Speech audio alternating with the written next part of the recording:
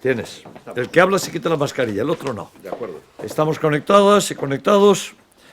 Buenos días, gracias por la presencia. En la presentación de algo extraordinariamente interesante, que son imágenes de la Ría de Vigo del año 1870, descubiertos por Eduardo Rollán, que es un historiador y un relatador del pasado de la ciudad excepcional.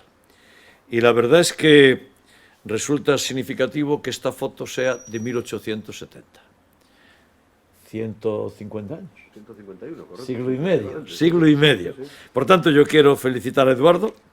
Es siempre una satisfacción cooperar con él y asistir a sus avances científicos de conocimiento de la historia de la ciudad. Y Eduardo, tuya es la palabra. Quítate la mascarilla. Ah, sí, vale, perfecto. Bueno, pues nada, muchas gracias, alcalde. La verdad es que es un momento muy interesante poder presentar algo que es novedoso y que es, bueno, me decía un amigo historiador del Instituto de Estudios Vigueses estos días, me decía, bueno, pues esto igual es el descubrimiento historiográfico más importante del siglo XXI en Vigo. Ejemplo, pues yo no sé si habrá que decirlo así o si cuánto tiempo será, pero sí que es un descubrimiento historiográfico importante, porque son las primeras fotografías submarinas no realizadas en Vigo, sino realizadas en el planeta Tierra. Nunca se habían realizado fotografías submarinas antes que estas.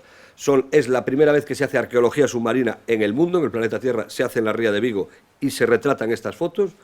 Y son las fotos más antiguas de la Ría de Vigo. Existe una foto más antigua de Vigo, que es del año 1867, que retrata esta zona de aquí, sería la Fortaleza del Castro.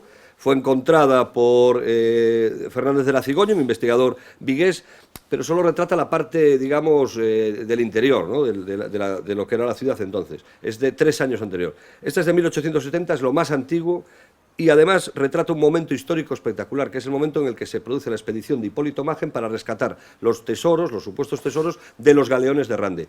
Y en esta expedición se inauguran adelantos científicos y técnicos tan importantes como el respirador Rucuayrol. Se ven en las fotos, podemos ver en las fotos cómo están ajustándole a los buzos el respirador. El ingeniero Rucuayrol, del que no existía ninguna foto en el mundo.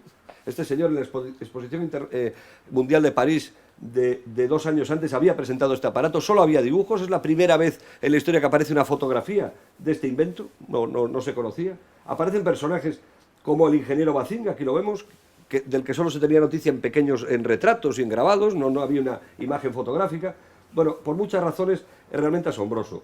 Tenemos también fotos submarinas que el fotógrafo Enric Durán Braguer realiza desde la campana, posteriormente pinta sobre la fotografía y finalmente fotografía el resultado final, ¿no? Ese retoque. Y aquí se ve la campana submarina, tampoco se tenía ninguna imagen de ella. Vemos uno de los pecios de la batalla de Rande, que ahora sería imposible ver. Ahí vemos, ¿no? De las nervaturas así del barco. Bueno, pues todo esto son una serie de avances científicos y tecnológicos que se producen en la Ría de Vigo y que son primicia mundial. Otro de ellos, que también aparece en las fotografías, sería muy largo contar cada uno de los detalles, todo el material que se desprende de estas fotos. Aquí vemos la primera vez en la historia en la que se produce una iluminación eléctrica en el fondo del mar. Jamás se había utilizado la electricidad para iluminar el fondo marino, para hacer una iluminación submarina. Se estrenó en esta campaña de 1870 de Hipólito Magen, con esta lámpara Rancorf, es un dispositivo tecnológico de ese momento, una novedad mundial, acababa de ser inventada por el ingeniero Rancorf, y permite, como vemos aquí, pues iluminar el fondo marino y que los buzos trabajen incluso de noche, porque hay narraciones en las que trabajan de noche. Bueno, son unos documentos realmente alucinantes para mí, absolutamente sorprendentes, y producto un poco, ya para terminar, por no dar tantos detalles, producto un poco de la casualidad, de una feliz casualidad. Esto aparece en el año 2020, se revisan en París unas guardillas de una serie de gentes, unas personas que dejan una herencia allí, que nadie sabe muy bien lo que hay, se catalogan y una casa de subastas parisina hace unos lotes. Uno de los lotes lo titula Ingeniero Ernest Bazin.